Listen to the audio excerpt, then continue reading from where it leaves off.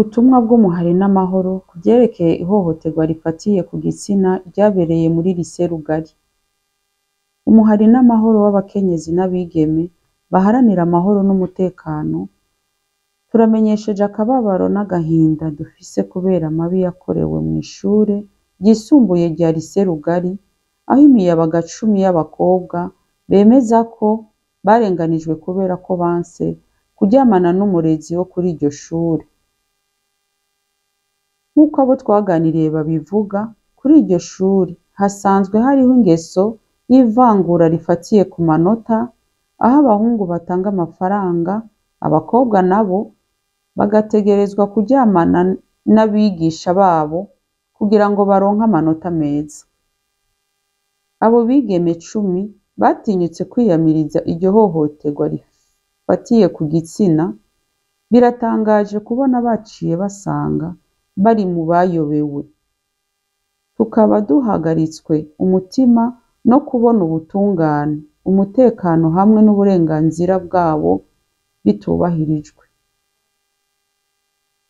Inyifato y'abo barimu ni honyangwa ridasanzwe ry'uburenganzira bwa kiremwa muntu, ikoreshwa ry'igikenye ritokwihanganirwa, hamwe n'ubuhemu bw'ibanga ryo kurera, aho umwigisha yarahamagariwe kurera, gukingira no gutanga ubumenyi bwerekeye indero runtu n'ubutungane.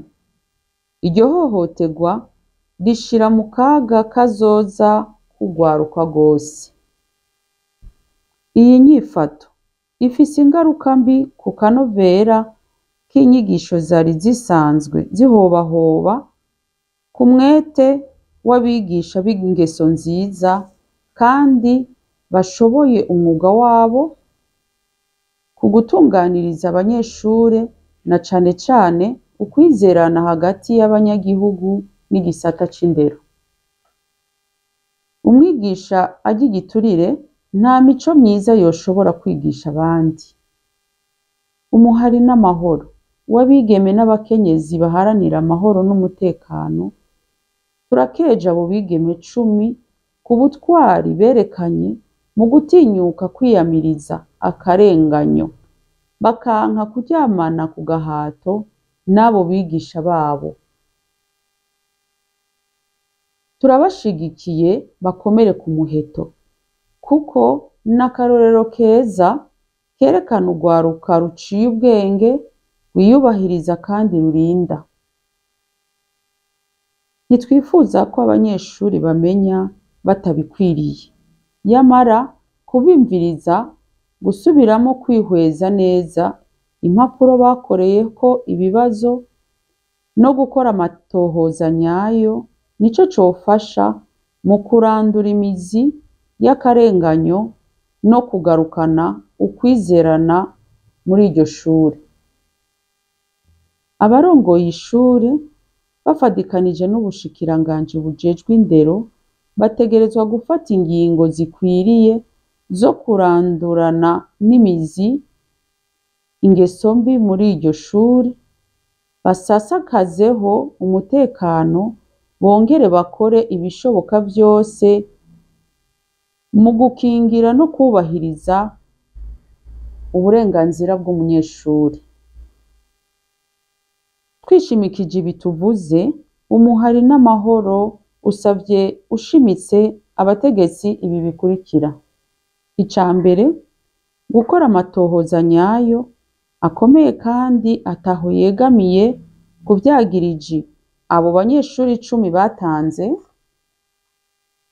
Ica kabiri, gushengeza imbere y'ubutungane abakoze ayo mahano hakurikijwe ingingo nimero ya mbere akarongo gahagaze 13 yo kuwa 22 Nyakanga 2016 yerekeye gukingira, gukumira no guhasha ihohotera rifatiye ku gitsina.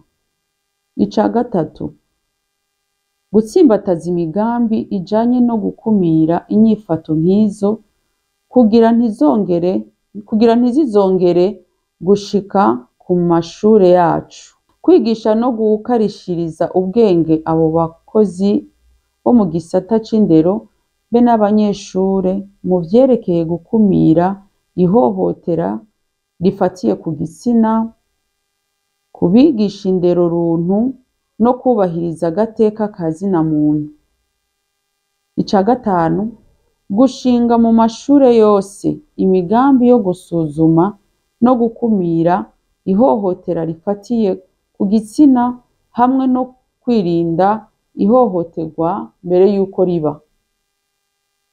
Izo ngingo zizofasha kurandurana n'imizi ingeso y'ihohotera rifatiye ku gitsina ryamaze kwaka indaro mu mashure nka yose yo mu gihugu, zongere zigarure kwizerana hagati y'abanyeshure, imiryango yabo n'igisata c'indero.